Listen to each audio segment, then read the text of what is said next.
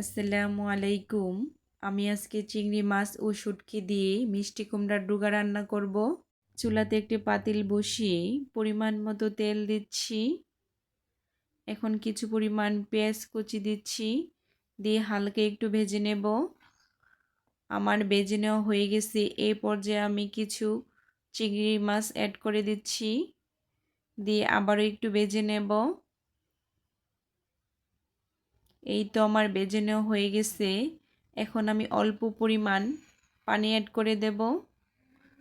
এখন আমি শুকনা মশলা দেব। 1 চা চামচ মরিচের গুঁড়া, 1/2 চা চামচ হলুদের গুঁড়া, 1/2 চা চামচ ধনিয়ার গুঁড়া, স্বাদ মতো লবণ। এখন মশলাটা আমি ভালো করে কষিয়ে নেব। এই পর্যায়ে আমি ঢাকনা দিয়ে ঢেকে মশলাটা ভালো করে কষিয়ে নিচ্ছি। এই তো আমার কষানো হয়ে গেছে। আগে থেকে পরিষ্কার করে রাখা মিষ্টি কুমড়ার ডুগা দিয়ে দিচ্ছি। এখন আমি বেগুন আর টমেটো দিয়ে দেব, দিয়ে ঢাকনা দিয়ে ঢেকে কিছুক্ষণ রান্না করে নিচ্ছি।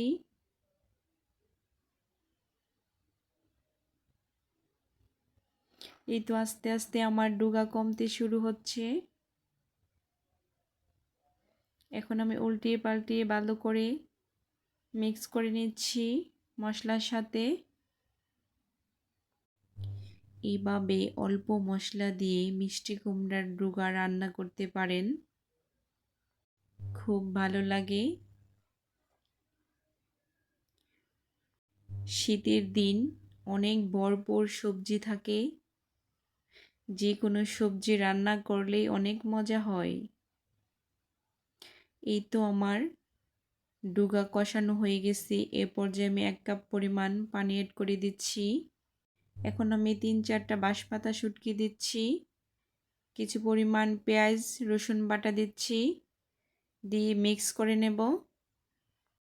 এভাবে চিংড়ি মাছ শুটকি দিয়ে ডুগা রান্না করে খেয়ে দেখতে পারেন, অসম্ভব মজা হয়।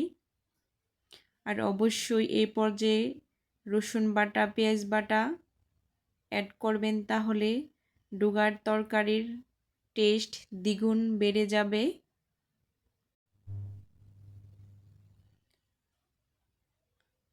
এখন আমি ভালো করে আবার উল্টে পাল্টে মিক্স করে নিচ্ছি। আমি অফ ক্যামেরাতে শুটকি উঠিয়ে কাটা ভালো করে বেছে নিচ্ছি। এই পর্যায়ে আমি থেতলিয়ে কয়েকটা কাঁচামরিচ অ্যাড করে দেব। এই কাঁচামরিচ দেওয়ার কারণ তরকারির কালার খুব ভালো থাকবে, তরকারিতে ঘ্রাণও খুব ভালো আসে, তাই এভাবে রান্না করতে পারেন। ডুগার তরকারি অনেক মজা হয়। এই পর্যায়ে আমি চুলা অফ করে দিচ্ছি। এই তো আমার ডুগার তরকারির ফাইনাল লুক। কেমন হয়েছে অবশ্যই কমেন্টস করে জানাবেন। আসসালামু আলাইকুম।